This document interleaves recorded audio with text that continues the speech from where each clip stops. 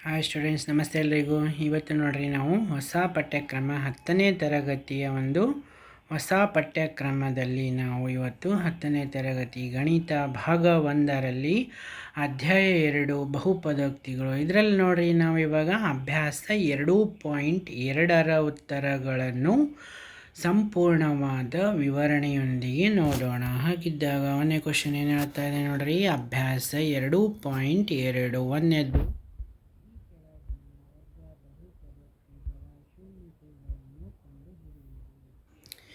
ನೋಡ್ರಿ. ಈ ಒಂದು ಬಹುಪದೋಕ್ತಿಗಳ ಶೂನ್ಯತೆಗಳನ್ನು ಕಂಡುಹಿಡಿಯಿರಿ ಹಾಗೂ ಶೂನ್ಯತೆಗಳು ಮತ್ತು ಸಹಗುಣಕಗಳ ನಡುವಿನ ಸಂಬಂಧವನ್ನು ತಾಳೆ ನೋಡಿ ಅಂತ ಹೇಳ್ತಿದ್ದಾರೆ. ಇಲ್ಲಿ ಒಂದೇದು ನೋಡ್ರಿ, x² - 2x - 8. ಎರಡನೇದು 4s² - 4s - 1. ಮೂರನೇದು 6x² - 3 - 7x. ನಾಲ್ಕನೇದು ನೋಡ್ರಿ, 4u² - 8u. ಐದನೇದು t² - 15. ಆರನೇದು ನೋಡ್ರಿ, 3x² - x - 4 ಅಂತ. ಇದರಲ್ಲಿ ನೋಡ್ರಿ ಒಂದನೇ ಕ್ವಶನಿಗೆ ಆನ್ಸರ್ ನೋಡೋಣ. ಪರಿಹಾರ x² - 2x - 8 ಅಂತ. x² ಇಲ್ಲಿ 8 ಒಂದಲ್ಲ 8, 4 2 8, 4ರಲ್ಲಿ 2 ಹೋದರೆ -2, -4ರಲ್ಲಿ +2 ಹೋದರೆ -2. ಈ ಥರ ನಾವು ಡಿವೈಡ್ ಮಾಡ್ಕೋಬೇಕು. 8 ಒಂದಲ್ಲ 8 ಮತ್ತು 8 ಯಾವ ಮಗ್ಗಿಲೆ ಬರುತ್ತಪ್ಪ, 4 2 8, 4ರಲ್ಲಿ 2 ಹೋದರೆ -2 ಆಗುತ್ತೆ. x² - 4x + 2x - 8 ಅಂತ ತಗೊಳ್ಳೋಣ. ಇವಾಗ ನೆಕ್ಸ್ಟ್ ಇದರಲ್ಲಿ x - 4, x ಕಾಮನ್ ಬರುತ್ತೆ, x into bracket x - 4 +2 into bracket x - 4. x - 4 ಒಂದು ಬರುತ್ತೆ, ಒಂದು ಸೈಡ್ ತಗೋಬೇಕು. ನೆಕ್ಸ್ಟ್ x + 2 ಅಂತ 1 ತಗೋಬೇಕು. ಓಕೆನಾ. ಇದನ್ನು ನೋಡ್ರಿ, ಇವಾಗ ನಾವು ಶೂನ್ಯತೆಗಳನ್ನು ಕಂಡು ಹಿಡಿಯಿರಿ. ಇದರಲ್ಲಿ ಏನಾಯ್ತು ನೋಡ್ರಿ, x = 4 ಆಗುತ್ತೆ ಮತ್ತು x -2 ಆಗುತ್ತೆ ಸಮೀಕರಣದಲ್ಲಿ. ಇವುಗಳು x² - 2x - 8 ಈ ಬಹುಪದೋಕ್ತಿಯ ಶೂನ್ಯತೆಗಳಾಗಿರ್ತವೆ. ಹಾಗಿದ್ದಾಗ ಶೂನ್ಯತೆಗಳ ಮೊತ್ತ ಏನಾಗುತ್ತೆ ನೋಡ್ರಿ, 4 + -2 = 2. ಇದು = 2 ಅಂದರೆ ಯಾವ ಥರ ಬರೆಯುವುದು, ಮೈನಸ್ ಇಂಟು ಬ್ರ್ಯಾಕೆಟ್ ಆಫ್ -2 / 1 -xನ ಸಹಗುಣಕ ಕೆಳಗೆ 1 ಅನ್ನೋದು x² ಸಹಗುಣಕ ಆಗಿರುತ್ತೆ.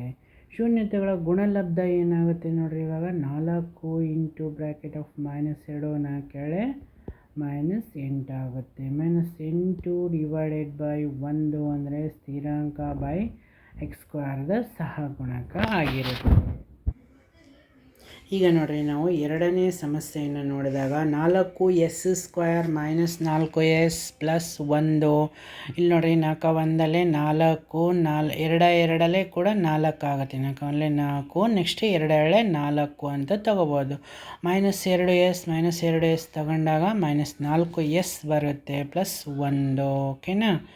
ಇಲ್ಲಿ 2s ಕಾಮನ್ ಆದಾಗ s - 1 ಉಳಿಯುತ್ತೆ. -1 ಕಾಮನ್ ತಗೊಂಡಾಗ 2s - 1 ಆಗುತ್ತೆ. ಓಕೆನಾ. ಇಲ್ಲಿ ನೆಕ್ಸ್ಟ್ 2s - 1, 2s - 1 ಅನ್ನೋದು ಆನ್ಸರ್. ನೆಕ್ಸ್ಟ್ s = 1/2 ಮತ್ತು s = 1/2 ಗಳು 4s² - 4s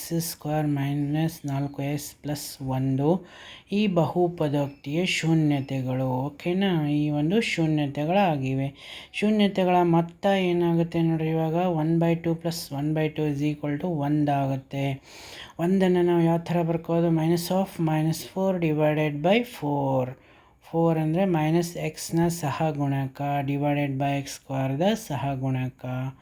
ಇಲ್ಲಿ ಗುಣಾಕಾರ ಮಾಡಿದಾಗ ಏನಾಗುತ್ತೆ ನೋಡ್ರಿ, 1/2 ಇಂಟು 1/2 ಅಂದರೆ 1/4 ಆಯಿತು. 1 ಎನ್ನುವುದು ಸ್ಥಿರಾಂಕ, 4 ಎನ್ನುವುದು x² ಸಹಗುಣಕ ಆಗಿರುತ್ತೆ. ಈಗ ನೋಡ್ರಿ, ಮೂರನೇ ಪ್ರಶ್ನೆ, 6x² - 3 - 7x. 6x² - 7x - 3 ಅಂತಲೂ ಬರಿಬೋದು ನಾವು. 6x² - 6 3 18. 18ಅನ್ನು ಇನ್ನೊಂದು ರೀತಿಯಾಗಿ ನಾವು 9 18 ಅಂತ ತಗೊಳ್ಳೋಣ. ಇಲ್ಲಿ -9ರಲ್ಲಿ +2 ಹೋದರೆ -7x ಆಯಿತು.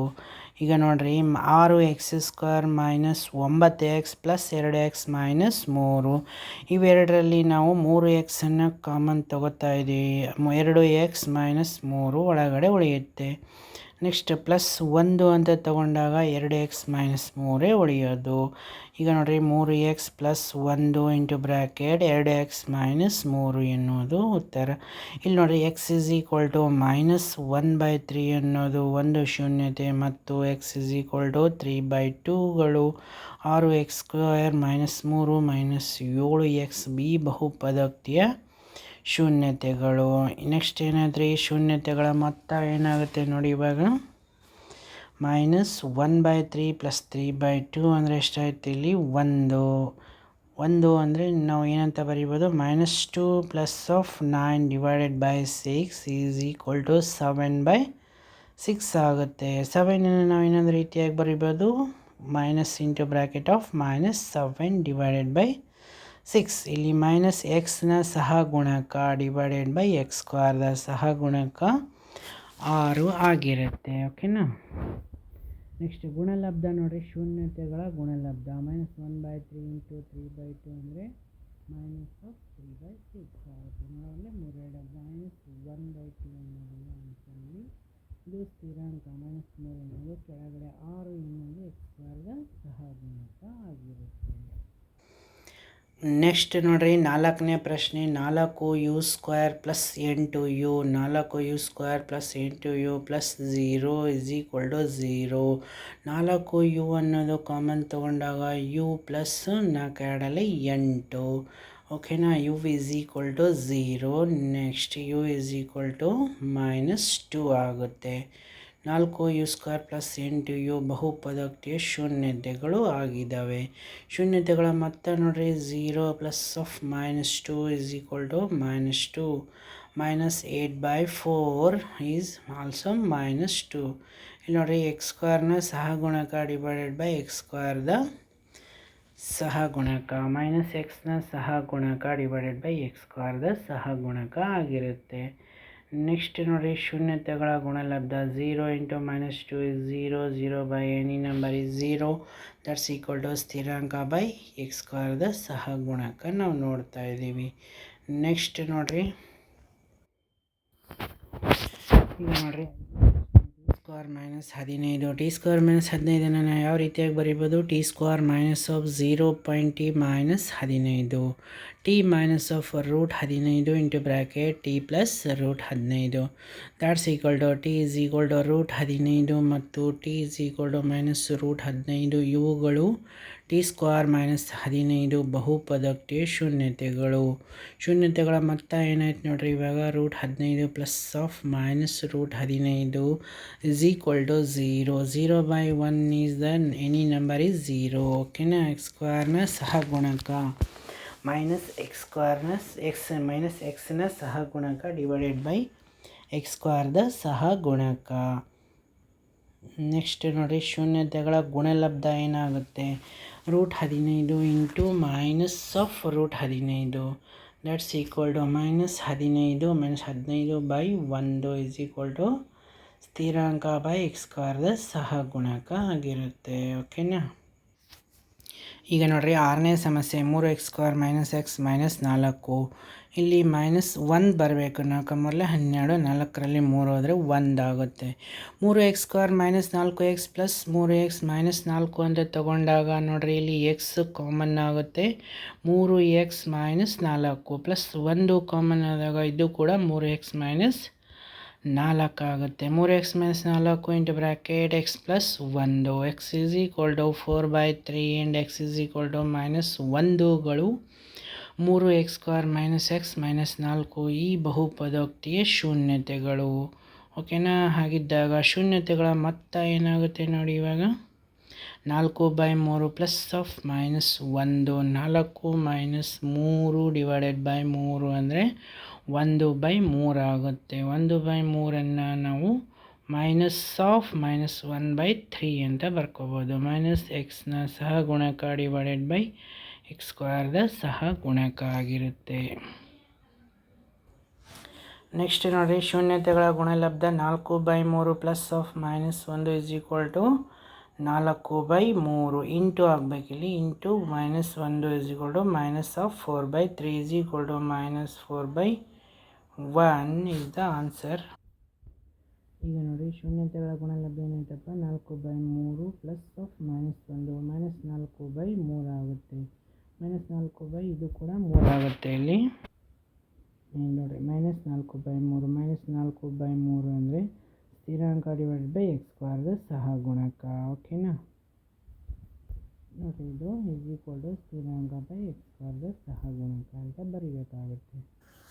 ನೆಕ್ಸ್ಟ್ ಎರಡನೇ ಪ್ರಶ್ನೆ ನೋಡ್ರಿ, ಈ ಕೆಳಗಿನವುಗಳನ್ನು ಕ್ರಮವಾಗಿ ಶೂನ್ಯತೆಗಳ ಮೊತ್ತ ಹಾಗೂ ಗುಣಲಬ್ಧವನ್ನಾಗಿ ಹೊಂದಿರುವ ವರ್ಗ ಬಹುಪದೋಕ್ತಿಯನ್ನು ಕಂಡುಹಿಡಿಯಿರಿ ಅಂತ ಕ್ವಶನ್. ಇಲ್ಲಿ ಒಂದನೇದು ನೋಡ್ರಿ, 1/4, -1 ಎರಡನೇದು, √2, 1/3 ಮೂರನೇದು, 0, √5 ನಾಲ್ಕನೇದು, 1 1 ಆಗುತ್ತೆ. ಈ ಥರ ಈಗ ಒಂದೊಂದಾಗಿ ಸಾಲ್ವ್ ಮಾಡ್ತಾ ಹೋಗೋಣ. ಓಕೆನಾ, ಹಾಗಿದ್ದಾಗ ನೋಡ್ರಿ, 1/4, -1 ಅಪೇಕ್ಷಿತ ಬಹುಪದೋಕ್ತಿಯು ax² + bx + c ಆಗಿರಲಿ. ಓಕೆನಾ, ಮತ್ತು ಶೂನ್ಯತೆಗಳು ಆಲ್ಫಾ ಮತ್ತು ಬೀಟಾ ಆಗಿರಲಿ.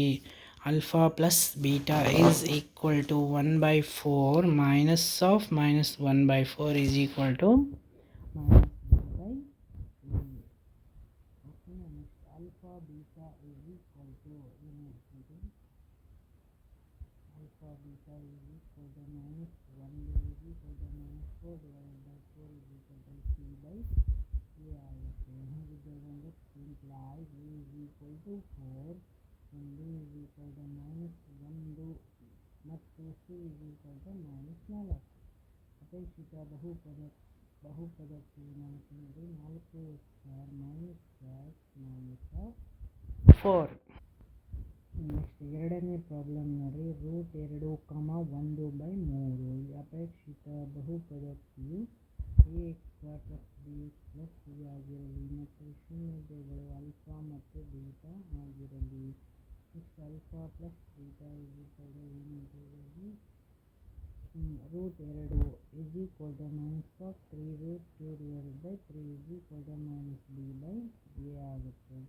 Then alpha beta is equal to 1/3 is equal to c/a, that implies a is equal to 3, b is equal to -3√2 ಮತ್ತು c is equal to 1.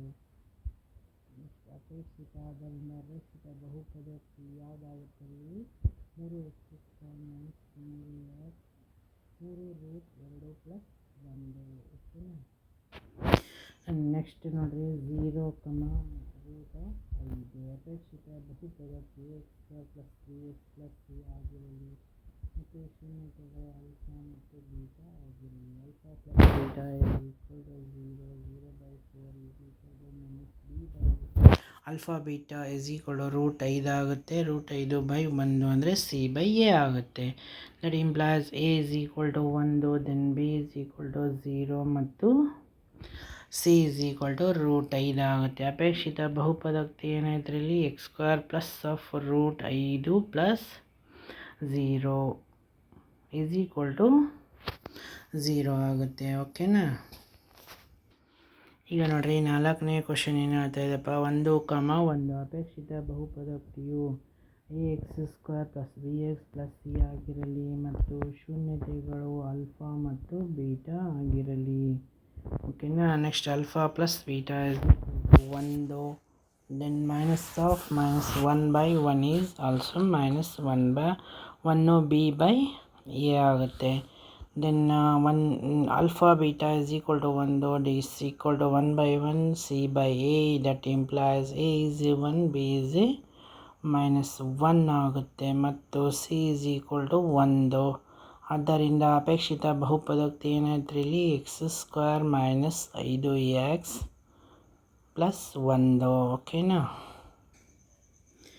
ಈಗ ನೋಡ್ರಿ, ಐದನೇ ಕ್ವಶನ್, -1/4 + 1/4 ಅಪೇಕ್ಷಿತ ಬಹುಪದೋಕ್ತಿ ಏನಾಯ್ತು ಇಲ್ಲಿ, ax² + bx + c ಆಗಿರಲಿ ಮತ್ತು ಶೂನ್ಯತೆಗಳು ಆಲ್ಫಾ ಮತ್ತು ಬೀಟಾ ಆಗಿರಲಿ.